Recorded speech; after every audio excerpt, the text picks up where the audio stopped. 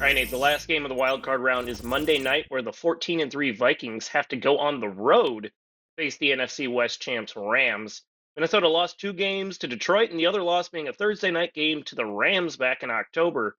What are your thoughts in this game between two coaches that know each other pretty well? Yeah, so Kevin O'Connell was the Rams OC for 2 years, including the team that won the Hmm. Super Bowl 3 years ago, before taking the Vikings head coaching job in Hmm. 2022. So he knows Sean McVay well. McVay Yeah. obviously will know O'Connell well.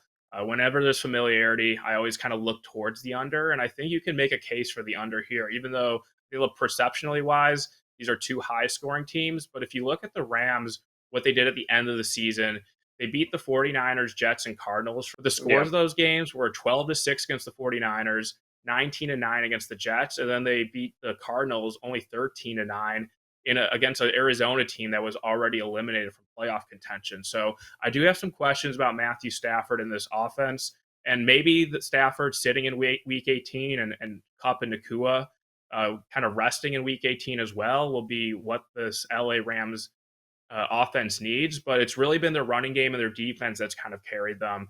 And they've been a lower scoring team ever since that shootout against the Bills back in week 14.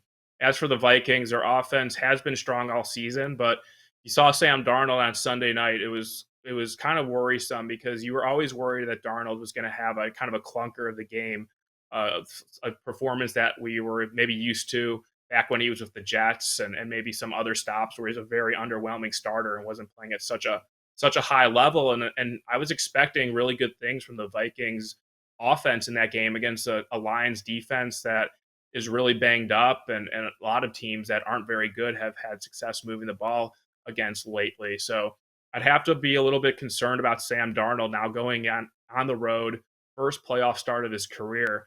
So I feel like there's a chance where both offenses could struggle a little bit. You add in the familiarity and both head coaches knowing what each other is going to want to do. And I mean, I think that the under might not be a popular play, especially the last game on Monday night of the playoff round. But that's the way I'm looking. As for the side, I think the only argument I could make here is for the Vikings. I feel like the Rams are going to be a popular side this week, though, so I'm in no rush to bet the Vikings. But I'd expect a lot of Vikings fans in this game in LA, so there won't be too much of a home field for the Rams. And just the fact that you're basically getting the Vikings in a pick the winner situation. They've been the better team for all season pretty much, and now I feel like this could be a buy low spot on Minnesota. So haven't finalized any bets yet, but I'm looking towards the Vikings on the side and then maybe the under, but I do want to see where that number goes as the week goes on.